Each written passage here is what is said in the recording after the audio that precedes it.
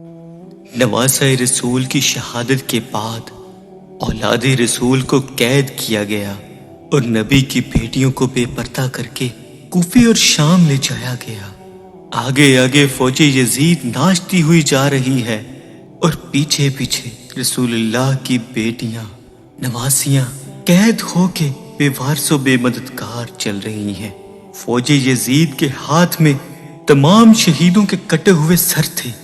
تاریخ میں آتا ہے کہ 3 دن تک اہل بیت کے شہیدوں کے جسم مبارک زمین کربلا پہ بکھرے پڑے تھے۔ بس 13 محرم 61 ہجری کو آس پاس کے لوگوں نے یہ معلوم کیا فوج کا پہرا کم ہو گیا ہے، چلو نہر فرات سے پانی بھر کے لاتے ہیں۔ بنی اسد کی کچھ عورتیں جب نہر فرات سے پانی بھرنے لگیں تو دیکھا کہ زمین پہ لاشیں بکھری ہوئی ہیں، کہیں کسی کا بازو کہیں کسی کا جسم۔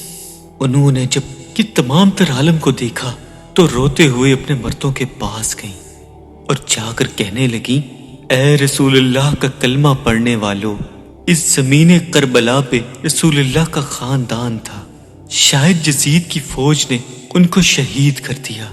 ان شہیدوں کے جسم مبارک بکھرے ہوئے ہیں، ان کے خیام جلے ہوئے ہیں، آؤ ان کے جسموں کو تدفین کر دیں۔ تو بنی اسد کے مرد کہنے لگے، پاگل ہو گئی ہو کیا؟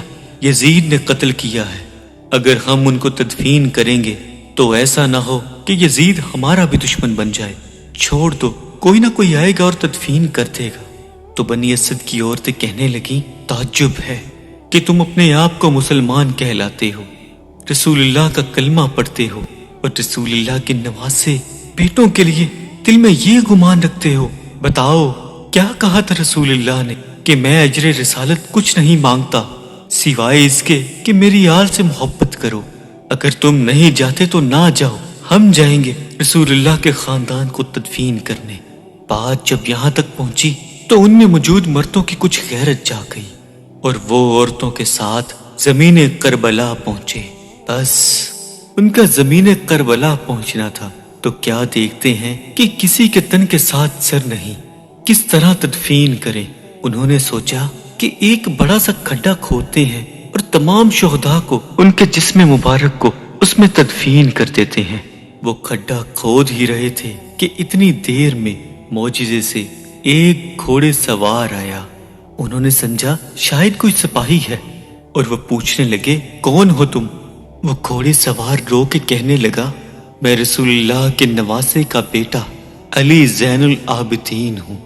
اس جوان کو دیکھ کے سب کی آنکھیں بھر آئیں اور آپ امام زین العابدین نے فرمایا، میں ان شہداء کو تدفین کرنے میں تمہاری مدد کرتا ہوں، اور زمین کربلا سے امام حسین علیہ السلام کے جسم مبارک کو چننا شروع کر دیا۔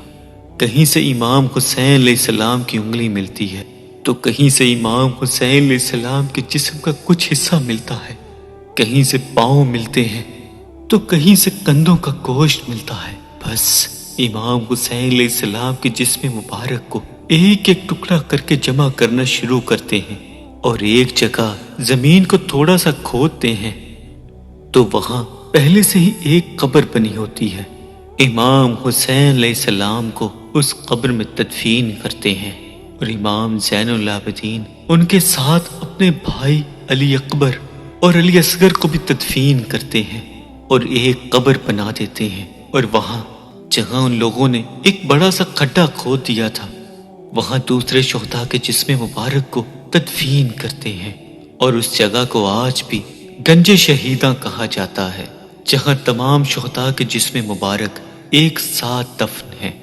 جب تمام شہداء کو تدفین کیا جا چکا تھا تو کسی نے کہا، یہ دیکھو یہ ایک بڑے صحابی کا جسم مبارک ہے، اس کو ہم نے تدفین نہیں کیا۔ امام سجاد رو کے فرمانے لگے، یہ حبیب ابن مظاہر ہے، اللہ یہ چاہتا ہے کہ اس شہید کو ایسی جگہ دفن کیا جائے جہاں جب بھی کوئی امام حسین علیہ السلام کے پاس آئے تو ان کو سلام کر کے آئے۔ پھر آپ نے جناب حبیب کو تدفین کیا۔ جب سب لوگ جانے لگے تو امام سجاد علیہ السلام نے کہا کہ رکو، ایک شہید کا جسم باقی ہے جو تدفین کرنے والا رہتا ہے۔ تو لوگوں نے کہا، ابھی تو کچھ نظر نہیں آتا۔ تو امام سجاد نے فرمایا آؤ نہر فرات کی طرف۔ تو جیسے ہی تمام لوگ نہر فرات کی طرف جانے لگے تو ایک بازو نظر آیا، اور تھوڑا آگے بڑھے تو دوسرا بازو نظر آیا۔ بس تھوڑا آگے ہی چلنا تھا تو ان لوگوں کو جناب عباس علمدار کا جسم مبارک نظر آیا، اور جناب غازی عباس علمدار کو اسی جگہ تدفین کر دیا گیا جہاں وہ گھوڑے کی زین سے زمین پہ آئے۔ آج بھی مزار عباس اور مزار حسین ایک دوسرے کے آمنے سامنے ہیں۔ سلام ہو رسول اللہ کی اہل بیت پر، سلام ہو رسول اللہ کے فرزند پر، سلام ہو ان غریبوں پر، ان شہداء پر کہ جن کے جسم مبارک 3 دن تک میدان کربلا میں بے گور و کفن رہی۔